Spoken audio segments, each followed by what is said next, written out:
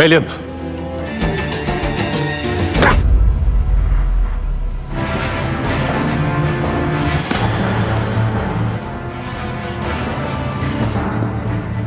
Chatillon.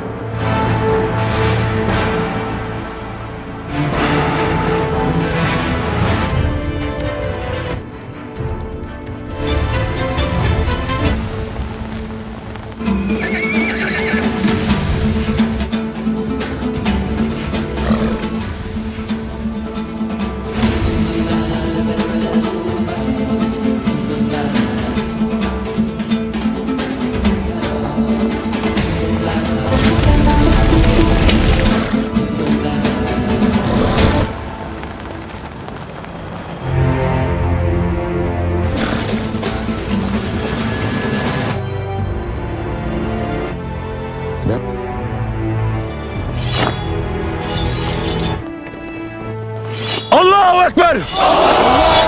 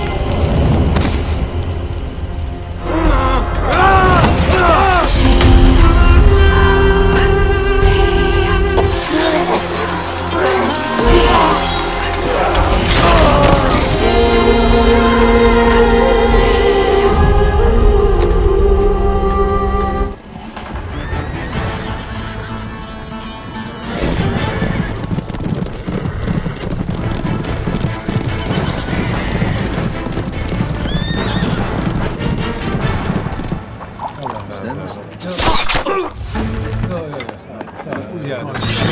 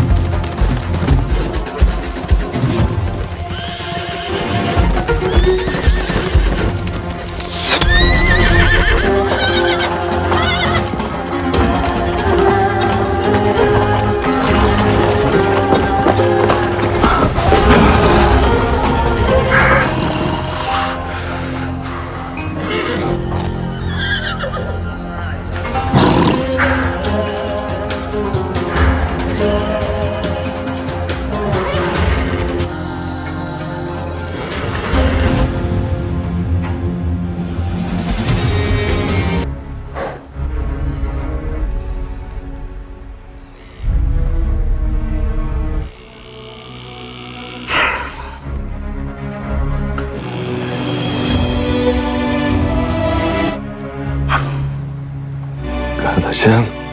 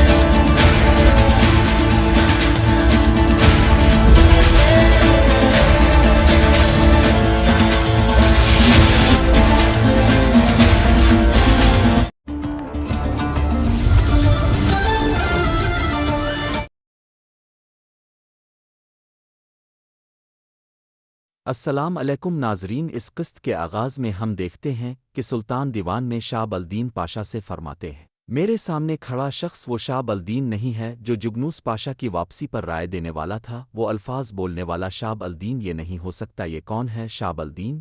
شاب الدین پاشا عرض کرتے ہیں، میرے سلطان، آپ کے سامنے ریاست کی فلاح اور سلامتی کے لیے وفاداری نبھانے والا شاب الدین آپ کا خادم موجود ہے، اس کے سوا کوئی اور نہیں۔ سلطان فرماتے ہیں، ریاست یہاں ہے، یہی جگہ ریاست ہے، مگر یہ کیسی ریاست پسندی ہے کہ علیحدگی میں ہونے والی گفتگو پر دیوان میں لاتعلقی اختیار کی جا رہی ہے۔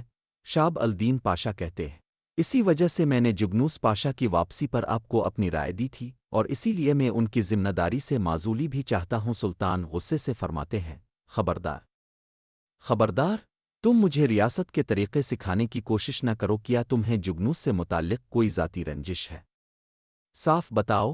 حالات کو دیکھتے ہوئے محمود پاشا گفتگو میں مداخلت کرتے ہیں اور کہتے ہیں، میرے سلطان، میرے خیال میں شاب الدین پاشا کی پریشانی کی وجہ میں خود ہوں، اور یہ بات درست بھی ہے۔ وزارت عظما کا لباس، میرے سر پر سجا ہوا تاج اور میرے ہاتھ میں موجود شاہی مہر، یہ سب چیزیں وہ لوگ جگنوس پاشا کے پاس دیکھنا چاہتے ہیں۔ اگر جگنوس یہاں موجود ہوگا تو یہ سب چیزیں میرے پاس ہونا ان کے لیے ناگوار ہوگا۔ سلطان فرماتے ہیں، جب جگنوس پاشا یہ ثابت کر چکے ہیں کہ وہ اپنے نفس کو شکست دے چکے ہیں، اور یہاں تک کہ تم نے بھی ان کی تعریف کی ہے، تو پھر مسئلہ کس کا ہے؟ محمود پاشا عرض کرتے ہیں، میرے سلطان، غالباً الفاظ کافی نہیں ہوتے، حقیقت کو عمل سے ظاہر کرنا ضروری ہوتا ہے۔ یہ کہتے ہوئے وہ شاہی مہر نکالتے ہیں اور کہتے ہیں، میں یہ مہر سابق وزیر اعظم کے حوالے کرنے، ان کا ہاتھ چوم کر وفاداری کا عہد کرنے کے لیے تیار ہوں۔ اگر ریاستی نظام میں اس طرح توازن قائم ہو سکتا ہے تو میں اپنے عہدے سے دستبردار ہونے کے لیے بھی تیار ہوں۔ سلطان محمود پاشا کا ہاتھ پیچھے کرتے ہوئے فرماتے ہیں،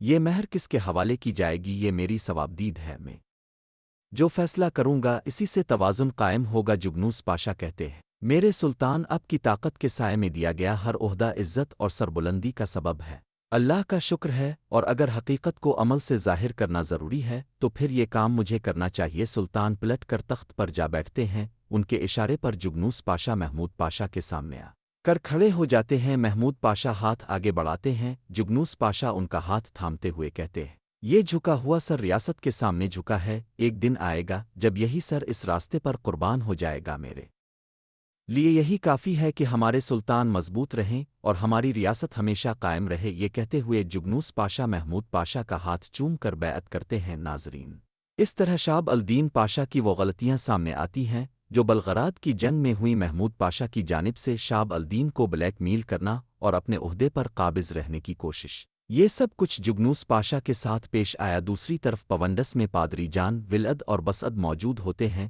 پادری اپنے کام میں مگن ہوتا ہے، اسے دیکھ کر بسعد کہتا ہے، ولعد یہ کل سے لگا ہوا ہے مگر کوئی نتیجہ سامنے نہیں آیا، کیا ہم نے اس پر بھروسہ کر کے درست فیصلہ کیا ہے؟ ولعد پادری کو دیکھتے ہوئے اس لمحے کو یاد کرتا ہے جب اس نے پادری جان سے کہا تھا، اب ہم کیا کریں گے محترم پوپ؟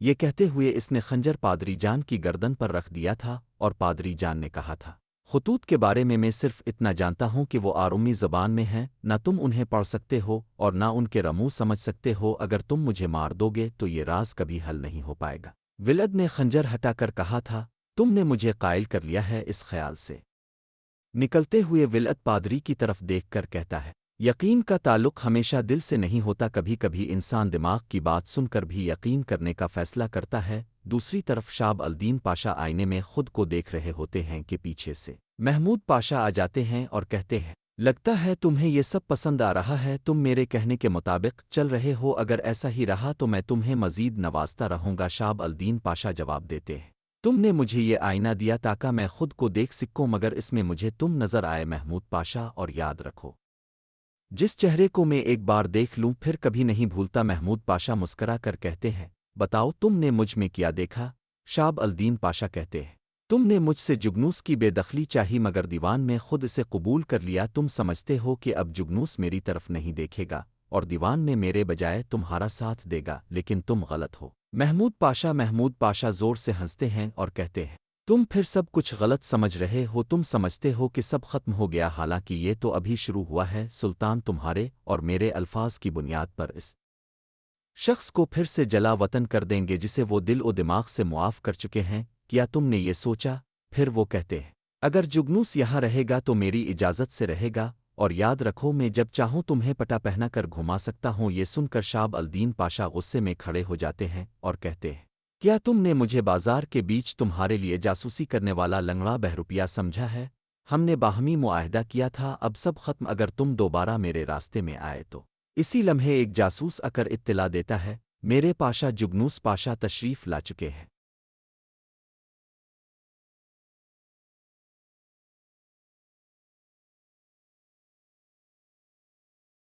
السلام علیکم ناظرین، اس قسط کے آغاز میں ہم دیکھتے ہیں کہ مصطفیٰ یعنی چری سپاہیوں کے ساتھ موجود ہوتے ہیں اور زین الغا سے پوچھتے ہیں کیا وہ خاص دستے یہاں موجود ہیں جو ہمارے سلطان کے ساتھ ہوں گے؟ زین الغا عرض کرتا ہے میرے شہزادے وہ سب یہیں موجود ہیں۔ شہزادہ مصطفیٰ کے حکم پر گھڑ سوار، اونٹ سوار اور ہر قسم کے دستے الگ الگ ہو جاتے ہیں، اور وہ دستہ جو مصطفیٰ کے ساتھ جانے والا ہوتا ہے ایک قدم آگے بڑھ جاتا ہے۔ اسی دوران دربان کی آواز کے ساتھ سلطان وہاں داخل ہوتے ہیں اور مصطفیٰ سے پوچھتے ہیں کیا تم نے اس دستے کا انتخاب کر لیا ہے جو تمہاری حفاظت کرے گا؟ مصطفیٰ عرض کرتے ہیں اگر آپ مناسب سمجھی تو میں زین الغا اور 44ویں دستے کو اپنے ساتھ لے جانا چاہتا ہوں۔ یہ سن کر سلطان مسکراتے ہیں اور فرماتے ہیں میں اس کی اجازت نہیں دیتا، تمہارے ساتھ جانے والے دستے کا انتخاب میں خود کروں گا۔ یہ سن کر زین الغا عرض کرتا ہے میرے سلطان آپ کا حکم سر آنکھوں پر، لیکن کیا یہ عدم اعتماد ہے یا روایت؟ آپ ہم سے بہتر جانتے ہیں کہ جنگ میں شہزادے اپنے دستے کا انتخاب خود کرتے ہیں۔ جواب میں سلطان فرماتے ہیں زین روایت میں ہو فیصلہ میرا ہے، ریاست بھی میں ہوں۔ دوغن کہاں ہے؟ کیا اسے معلوم نہیں کہ شہزادہ یہاں موجود ہے؟ دوسری طرف حکیم بائزید کے زخم پر مرہم رکھ رہا ہوتا ہے، وہاں کھڑا دوغن کہتا ہے آپ کا زخم دن بدن بھر رہا ہے۔ بائزید جواب دیتے ہیں اور میرے دل کے زخم کا کیا؟ دوغن آغا یہ کہتے ہوئے وہ اٹھتے ہیں اور دوغن کے قریب آ جاتے ہیں۔ بائزید کے حکم پر حکیم چلا جاتا ہے۔ دوغن عرض کرتا ہے میں نے بہت سی جنگیں دیکھی ہیں، بہت سے زخم دیکھے ہیں، میں نے آج تک کوئی ایسا زخم نہیں دیکھا جو نہ بھرا ہو۔ میرے شہزادے بائزید کہتے ہیں یہ جنگ مختلف ہے، یہ محبت کی جنگ ہے۔ یہ سن کر دوغن اجازت مانگتا ہے اور جانے لگتا ہے کہ بائزید پوچھتے ہیں کیا تم مصطفیٰ کے پاس جا رہے ہو؟ وہ اپنے لیے وہ دستہ منتخب کرے گا جو جنگ میں اس کا ساتھ دے گا ہے نہ؟ دوغن کہتا ہے اب درست فرما رہے ہیں۔ بائزید کہتے ہیں اور ہمارے سلطان بھی درست ہیں، عمر کی پرواہ کیے بغیر مصطفیٰ تلوار اٹھا رہا ہے، دان جنگ کی تلاش میں ہے اور میں محبت کی خاطر بھٹک رہا ہوں۔ اگر وہ اسے نہیں لے جائیں گے تو کیا مجھے لے جائیں گے؟ دوغن عرض کرتا ہے میرے شہزادے مسئلہ گرنا نہیں ہوتا، مسئلہ یہ ہوتا ہے کہ گرنے کے بعد اٹھا جائے، جیسا کہ اب جانتے ہیں میں بھی ایک وقت میں گر چکا تھا، میں اپنی عقل کھو بیٹھا تھا، پھر اللہ کے کرم سے حضرت ایک شمس الدین کا سایہ ہمیں نصیب ہوا۔ بائزید کہتے ہیں اب خوش قسمت تھے، اب ویسے اللہ والے کہاں ملتے ہیں؟ دوغن کہتا ہے ایک جاتا ہے تو ہزار آتے ہیں، اگر حضرت ایک شمس الدین چلے گئے ہیں تو کوئی اور آ گیا ہے، یہ سلسلہ یوں ہی چلتا رہے گا۔ اب بھی شیخ جمال نام کے ایک اللہ والے موجود ہیں، ان کی گفتگو بہت مؤثر ہے، اگر آپ سکون چاہتے ہیں تو علاج وہی ہیں۔ بائزید کہتے ہیں تو کیا ایک عظیم شہزادہ کسی شیخ کے سامنے گھٹنے ٹیکے گا؟ دوغن جواب دیتا ہے شہزادے انسان سچائی کے سامنے گھٹنے ٹیکتا ہے۔ ناظرین، اس کے بعد ہم دیکھتے ہیں کہ جنگل میں ولعت پادری جان کے ساتھ آگے بڑھ رہا ہوتا ہے۔ ایک مقام پر پہنچ کر وہ گھوڑے روک لیتے ہیں، جبکہ پیدری اپنے سپاہیوں کے ساتھ چھپ کر یہ منظر دیکھ رہا ہوتا ہے۔ ایک سمت دیکھتے ہوئے ولعت کہتا ہے تو پوری عیسائیت کی تقدیر رکھنے والا خزانہ وہاں ہے۔ پادری جان کہتا ہے پتہ نہیں ہم اس گھوڑے کے ساتھ کیسے اوپر چڑھیں گے، یہ لڑکھڑا رہا ہے۔ ولعت گھوڑے کے قریب جا کر کہتا ہے میرے والد ولد ثانی کہا کرتے تھے کہ گھوڑے ہمارے وہ دوست ہیں جو خاموشی میں بھی بلند آواز سے بولتے ہیں، ہم ان سے لفظوں کے بغیر بات کرتے ہیں، ان کی آنکھوں میں دیکھ کر ہمیں معلوم ہو جاتا ہے کہ وہ کیا سوچ رہے ہیں۔ یہ کہتے ہوئے ولد گھوڑے کو ایک طرف لے جاتا ہے اور کہتا ہے اب بہت ہو گیا، اب آرام کا وقت ہے، سونے کا وقت ہے، ڈرنا مت۔ یہ کہتے ہی ولد زخمی گھوڑے سے محبت کرتا ہے اور اگلے ہی لمحے اس کا گلا کاٹ دیتا ہے۔ یہ دیکھ کر پادری جان چیخ اٹھتا ہے تم کیا کر رہے ہو؟ کیا تم پاگل ہو گئے ہو؟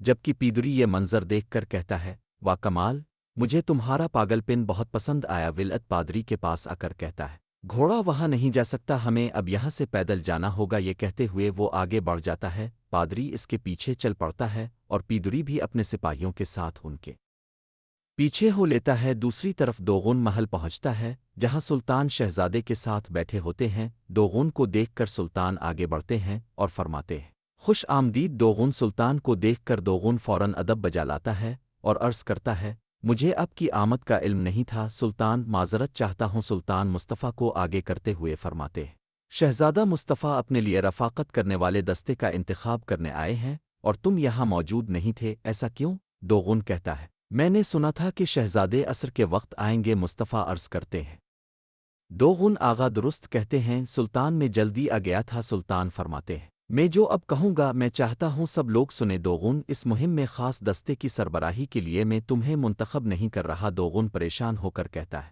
ہم سے کیا خطا ہوئی ہے میرے سلطان؟ سلطان فرماتے ہیں تم میرے شہزادے مصطفیٰ کے ساتھ رہو گے، میں چاہتا ہوں کہ مجھے اپنے آنکھوں کے تارے میرے بہادر شیر مصطفیٰ کے بارے میں کوئی فکر نہ ہو۔ دوغن خوش ہو کر کہتا ہے حکم ہمارے سلطان کا ہے۔ سلطان فرماتے ہیں اور تمہاری جگہ خاص دستے کی سربراہی زینت آغا کریں گے۔ یہ کہہ کر سلطان جانے لگتے ہیں، پھر رک کر دوغن سے پوچھتے ہیں کیا جگنوس کے ساتھ تمہارا جھگڑا ختم ہو گیا ہے؟ دوغن عرض کرتا ہے میرے سلطان ہم اسے ختم کر دیں گے۔ سلطان فرماتے ہیں ختم کرو اور بایزید کو نظر انداز ہرگز مت کرنا۔ یہ کہتے ہوئے سلطان روانہ ہو جاتے ہیں۔ ادھر ہم دیکھتے ہیں کہ پونڈس میں سلطان کے جاسوس قید ہوتے ہیں۔ کنترال کرکوت سے کہتا ہے قریب آؤ، میرے کندھے پر چڑھو، میں 3 تک گنوں گا اور تم میرا انگوٹھا توڑ دو گے، اس کے سوا ہمارے پاس کوئی راستہ نہیں۔ ساتھیوں کے روکنے کے باوجود وہ ایسا ہی کرتا ہے۔ کرکوت اس کا انگوٹھا توڑ دیتا ہے، ہاتھ آزاد ہو جاتا ہے، مگر وہ شدید تکلیف میں ہوتا ہے۔ کچھ دیر بعد کنترال ایک سپاہی کو بلا کر پانی مانگتا ہے، جیسے ہی سپاہی قریب آتا ہے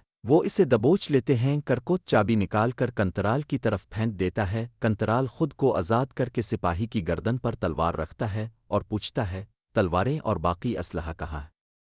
سپاہی ڈرتے ہوئے جواب دیتا ہے قید خانے کے آخر میں پہرے داروں کے کمرے میں۔ یہ سن کر کنترال کہتا ہے میں چاہتا تھا کہ اپنی تلوار سے تمہیں انعام دوں، مگر میرے پاس وقت نہیں۔ یہ کہہ کر وہ سپاہی کو قتل کر دیتا ہے اور اپنے ساتھیوں کو آزاد کر دیتا ہے۔ دوسری طرف بسد گھنٹی بجانے والے کے روپ میں ماریا یعنی ایرینا کے ساتھ گودام میں کام کر رہا ہوتا ہے۔ وہاں یرگو آتا ہے اور ایرینا کو بلا کر کہتا ہے خوبصورت ایرینا، کتنے عرصے بعد تمہیں دیکھا ہے؟ ایرینا بسد سے کہتی ہے اگر کام ختم ہو گیا ہے تو تم باہر انتظار کرو، میں رقم لے کر آتی ہوں۔ بسد باہر نکل جاتا ہے۔ یرگو ایرینا سے کہتا ہے تم نے خاندانی کاروبار سنبھال لیا ہے، اتنی کم عمر میں اتنا بڑا بوجھ اٹھانا شیر دلوں کا کام ہے۔ بسد باہر چھپ جاتا ہے۔ اسی دوران اس کے ساتھی قید خانے سے نکل آتے ہیں اور پہرے داروں پر حملہ کر کے سب کو مار دیتے ہیں۔ بسد ایک سپاہی کو آتے دیکھ کر جھک جاتا ہے۔ سپاہی پوچھتا ہے تم کون ہو؟ بسد کہتا ہے میں مچھلی لایا ہوں تاکہ اب تناول فرمائیں۔ سپاہی غصے سے کہتا ہے یہاں مچھلی کیوں لائی ہے؟ بسد جواب دیتا ہے درحقیقت میں اپنے ساتھیوں کو تلاش کر رہا تھا۔ سپاہی پوچھتا ہے کون ہیں تمہارے ساتھی؟